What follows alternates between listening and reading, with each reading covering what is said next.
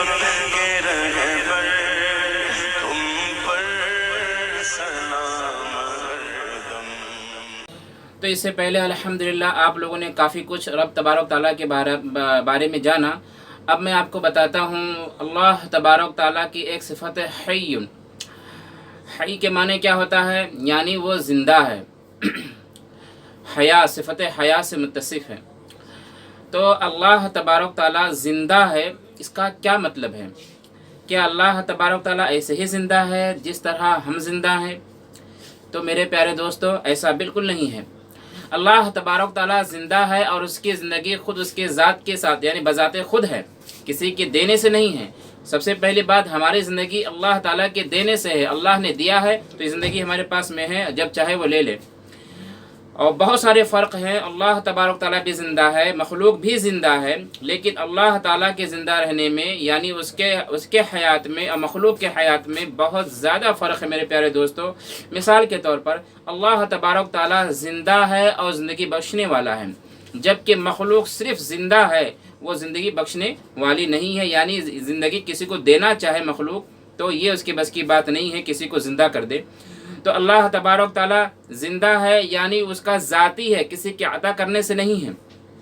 لیکن اگر انسان زندہ ہے یا مخلوق زندہ ہے تو اللہ تبارک تعالیٰ کے عطا کرنے سے زندہ ہے، اللہ نے زندگی دی ہے تو وہ زندہ ہے۔ دوسری بات یہ ہے کہ اللہ تبارک تعالیٰ زندہ ہے، اس کا مطلب یہ ہے کہ یہ صفت جو ہے اس کے یہ صفت حیات ہے، جو جب سے اللہ تبارک و تعالیٰ ہے اس وقت سے اللہ تعالیٰ کے ساتھ یہ صفت قائم و دائم ہے، یعنی وہ ہمیشہ سے زندہ ہے اور ہمیشہ زندہ رہے گا۔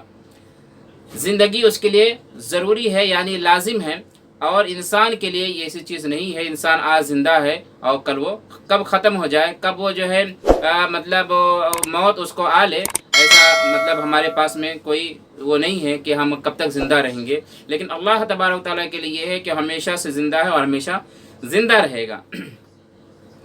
تو زندگی کا معنی آپ لوگوں نے سمجھ لیا کہ اللہ تبارک تعالیٰ زندہ ہے اور زندگی دینے والا بھی ہے، لیکن انسان صرف زندہ ہے اور وہ اپنی زندگی میں اللہ تبارک تعالیٰ کا مکمل محتاج ہے، جبکہ اللہ تبارک تعالیٰ اپنے زندہ رہنے میں یعنی وہ اپنی زندگی میں اپنے حیات میں کسی کا بالکل محتاج نہیں ہے، بلکہ ساری کائنات اس کے محتاج ہیں۔ اب میں بتاتا ہوں، اللہ تبارک تعالیٰ صانع ہے۔ صانع کا مطلب ہوتا ہے اللہ تبارک و تعالیٰ جو ہے ساری کائنات کو صانع کا مطلب ہوتا ہے کہ اللہ تبارک و تعالیٰ نے ساری کائنات کو پیدا فرمایا ہے، ساری کائنات کو اس نے بنایا ہے۔ تو میرے دوستو، ساری کائنات کو بنایا ہے تو کیا مطلب اس کا ہے؟ مطلب وہ بنایا ہے بغیر کسی مثل سابق کے۔ مثال سمجھاتا ہوں، انسان بھی چیزوں کو بناتا ہے اور اللہ تبارک و تعالیٰ بھی تخلیق فرماتا ہے، وہ بھی چیزوں کو بناتا ہے۔ سمجھے، اس نے زمین و آسمان، چاند سورج وغیرہ بنائے ہیں، لیکن انسان کے بنانے میں اور اللہ تبارک و تعالیٰ کے بنانے میں بہت زیادہ فرق ہے میرے دوستوں، کہ آپ سمجھ لیں یعنی کوئی تعلق ہی نہیں ہے انسان کے بنانے میں اور اللہ تبارک تعالیٰ کے بنانے میں، یعنی اس میں کوئی تعلق نہیں ہے۔ اللہ تبارک تعالیٰ بے مثل بے مثال بناتا ہے، جبکہ انسان جو ہے مثل سابق کو دیکھ کر بناتا ہے۔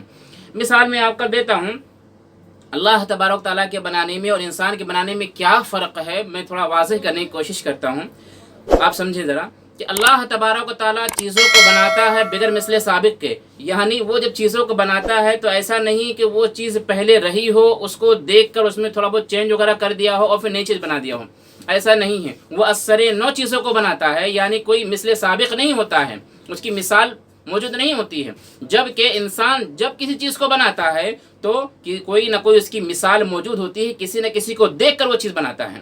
مثال کے طور پر جیسے کہ کیا نام ہے، ہوائی جہاز ہے، تو ہوائی جہاز جو ہے کسی نہ کسی چیز کو دیکھ کر بنایا گیا ہوگا، یا کسی نے کہا کہ مطلب ہوا میں پرندے اڑتے ہیں، تو کسی سائنٹسٹ نے دیکھا کہ ہوا میں پرندے اگر اڑ رہے ہیں تو ہم بھی کسی چیز کو ہوا میں اڑانا چاہیں تو اڑا سکتے ہیں۔ بہرحال اس طریقے سے کوئی نہ کوئی مثل بنا، جس کو دیکھنے کے بعد میں انہوں نے جو ہے اس طریقے سے مطلب ہوائی جہاز کو بنایا۔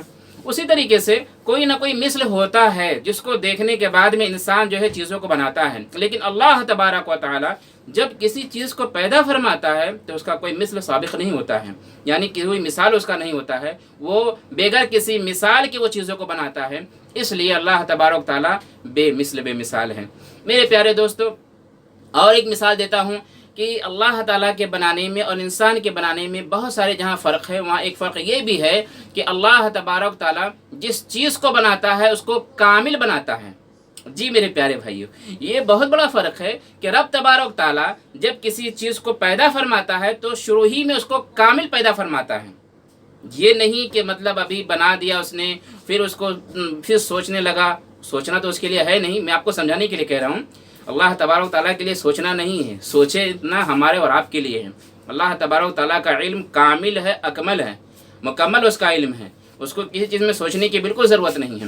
تو میں آپ کو سمجھانے کے لیے کہہ رہا ہوں کہ اللہ تعالیٰ کسی چیز کو بنایا، پھر سوچا کہ مطلب اس میں کچھ چینج ہونا چاہیے، پھر جو ہے کچھ چینج کر کے کچھ اور اچھا بنایا، پھر سوچا نہیں اس میں کچھ اور تبدیل ہونی چاہیے۔ اس طریقے سے بالکل نہیں ہے۔ وہ جب کسی چیز کو بناتا ہے تو ایک ہی وقت میں کامل بناتا ہے، اس میں کوئی کسی بھی قسم کا کوئی نقص باقی نہیں رہتا ہے، کوئی کمی باقی نہیں رہتا ہے۔ مثال کے طور پر اس نے آسمان کو پیدا فرمانا چاہا، بنا دیا، اور بنایا بھی کیسا کہ بالکل بے مثل بے مثال ہے۔ آسمان میں کوئی کمی نہیں ہے، کسی اعتبار سے اس میں کوئی بھی نقص نہیں باقی ہے، مکمل بنایا اس نے بنایا تو۔ اسی طریقے سے چاند بنایا، سورج بنایا، زمین بنایا، آسمان بنایا، تمام چیزوں کو اللہ تعالیٰ نے بنایا ہے، اس میں کوئی کمی رب نے پیدا نہیں فرمائی ہے، بے مثل بے مثال بنایا اللہ نے، یعنی اس میں کوئی کمی نہیں ہے۔ جبکہ انسان کسی چیز کو اگر بناتا ہے تو شروع میں کامل ہی بنا دیتا ہے۔ ارے مثال کے طور پہ کمپیوٹر لے لیجئے، جب پہلی مرتبہ کمپیوٹر بنایا گیا تو بہت ہائی فائی، بہت بڑا تھا، اس کو جو ہے مطلب چلانے کے لیے بہت زیادہ مشکل پیش آیا کرتی تھی۔ پھر چھوٹا ہوتا گیا، یہاں تک کہ پھر موبائل کی صورت میں آ گیا۔ موبائل کو پھر جو ہے اس میں مزید ترقی اور ایجادات جاری ہیں۔ تو آپ ذرا دیکھیں، یعنی انسان بنایا مگر کامل کہاں بنایا؟ ایک ہی وقت میں اس نے کامل نہیں بنایا۔ اگر کامل ہو گیا ہوتا تو اس میں کوئی کام کرنے کی ضرورت نہیں پیش آتی۔ لیکن آپ موبائل ہی کو دیکھ لیں، ہر روز نئی ایجادات موبائل کے اندر ہوتے رہتے ہیں، یعنی موبائل کامل نہیں بنا ابھی تک، ابھی بھی اس کے اندر کمی باقی ہے، تبھی تو اس کمی کو آنے والے لوگ پورا کرنے کی کوشش کر رہے ہیں۔ تو میرے کہنے کا مطلب یہ ہے کہ انسان جس چیز کو بناتا ہے وہ بناتا ہے، پہلے چھوٹا ہوتا ہے، پھر اس میں کچھ اور تبدیلی کرتا ہے، تھوڑا اور اچھا بن جاتا ہے، پھر اس میں کچھ اور تبدیلی کرتا ہے، کچھ اور اچھا بن جاتا ہے، اس طریقے سے۔ مگر رب تبارک تعالیٰ ایک ہی وقت میں چیزوں کو بناتا ہے، کامل بناتا ہے، اکمل بناتا ہے اور بہت لاجواب بناتا ہے۔